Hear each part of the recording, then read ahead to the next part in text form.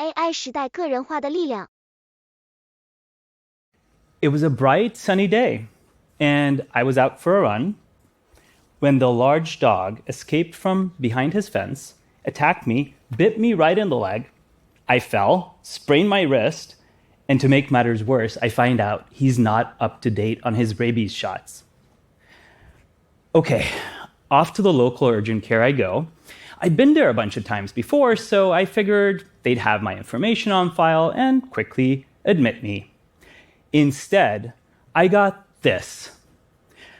The same form that I'd filled out so many times before. And now I had to do so with a busted wrist. And then I sat there waiting and waiting. And nothing beats waiting in a waiting room than thinking, did I just get rabies?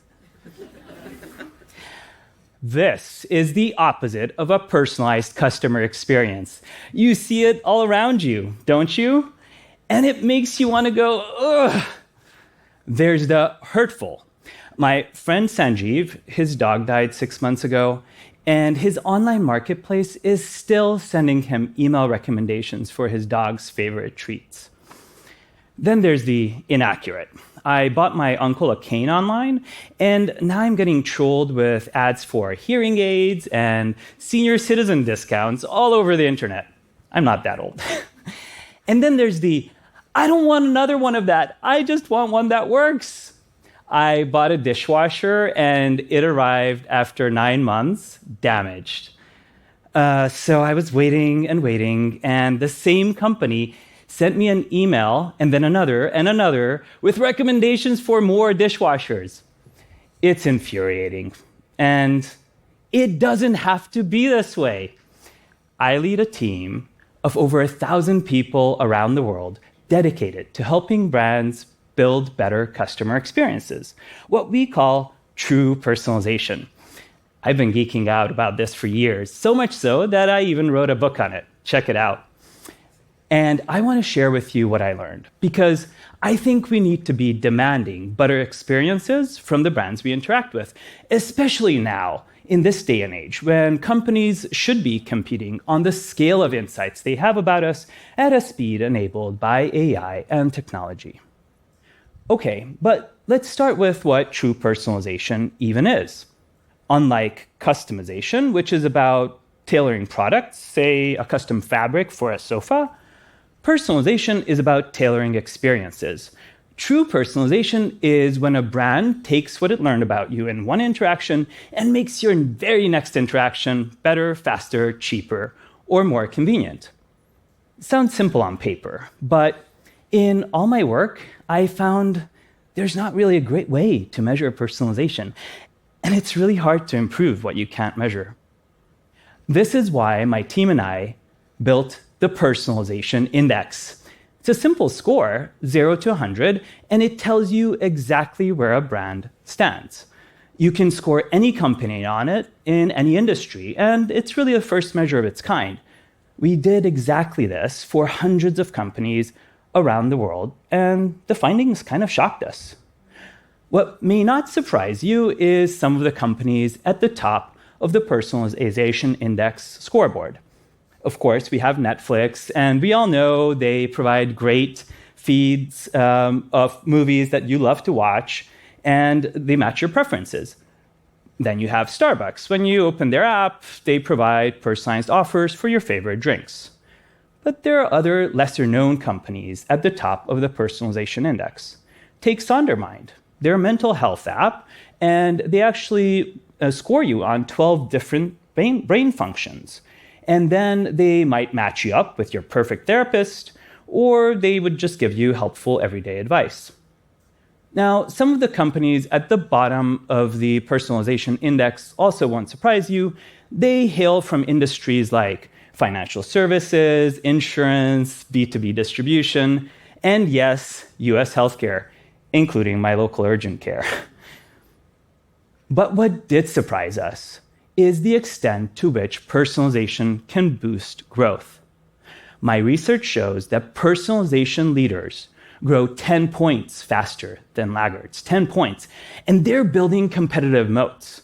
They're achieving the highest customer satisfaction scores. In fact, combined, personalization leaders will capture a $2 trillion prize in incremental growth over the next 5 years. Yes, that's trillion with a T. Okay, so with all this potential upside, you might ask, what's the secret sauce to making customer experiences truly personalized? Here's the secret. And this was the most counterintuitive finding from our research. With true personalization, less is more. Less is more. Fewer ads, fewer offers, fewer messages, less spam. Because when a brand truly respects you and knows you, it's only going to show you what's relevant for you. With this less is more approach, a brand can build trust. Okay, so let's look at how companies actually put less is more into action. A brand that's perhaps less talked about in this regard is Fidelity. And for those of you watching outside of the US, they're a financial services company, and they do two things really well to live up to the less is more mantra. Number one, Fidelity really gets to know you. They don't just send you email and blast you and then make decisions off of open rates. No, they actually want to get to know the investment goals of each and every client. They might do this with a one-on-one meeting with an advisor or by sending you an online survey. Now, this survey is really interesting because the companies designed it with their future outreach efforts in mind. So they're really thinking about your next experiences from your very first interaction. They even have this cool thing called the gratitude question, where they ask, what are you grateful for in your life? And then they personalize your investment goals accordingly. Imagine what my experience would have been like in that local urgent care had they been thinking about my future experiences from the first time I walked in. Second, Fidelity, once they get to know you, uses personalization to delight you. Teams look at your investment goals, along with data from your every next interaction, to decide what to do next.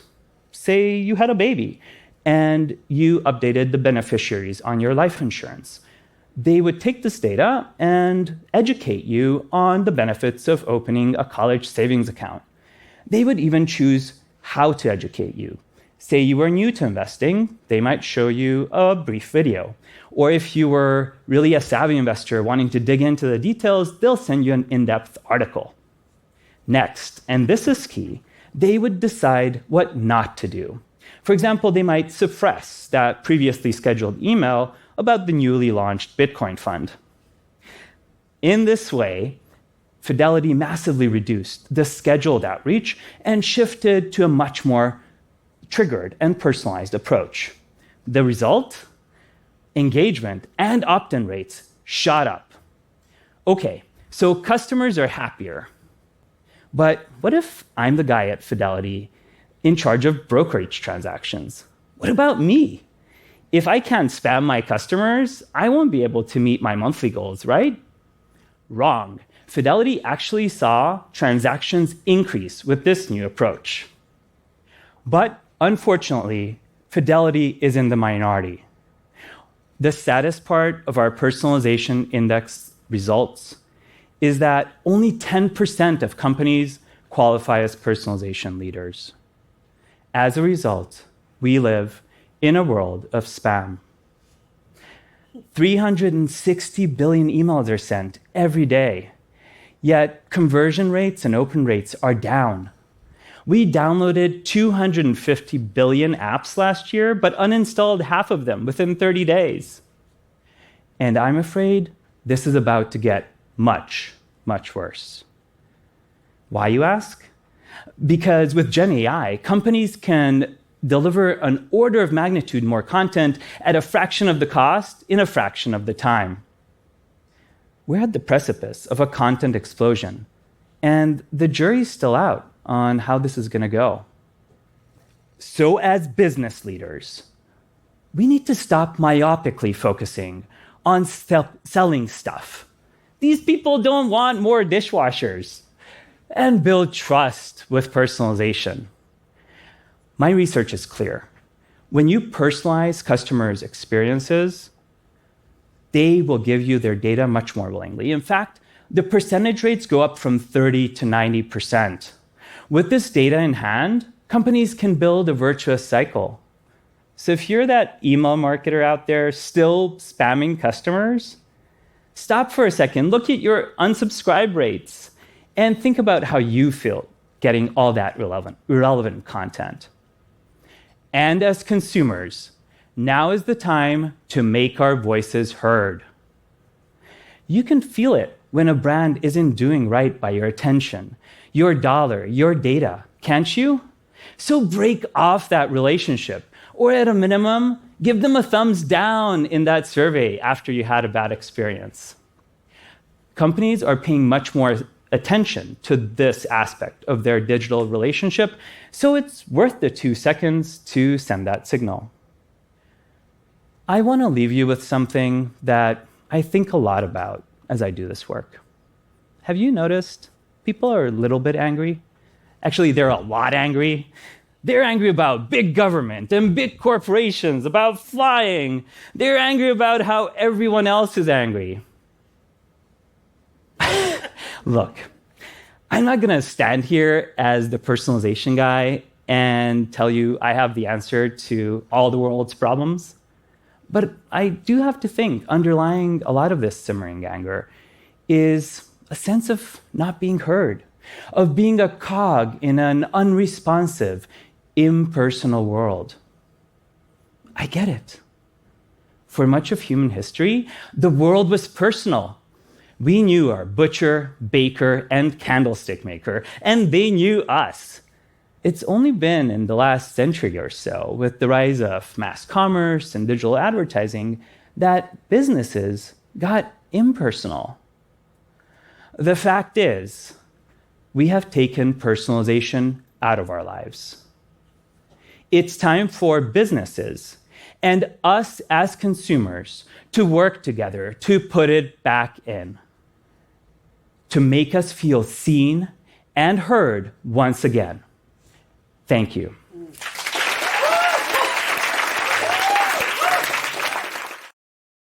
恳请点赞、订阅我们的频道，一起学习演讲中的实用英语。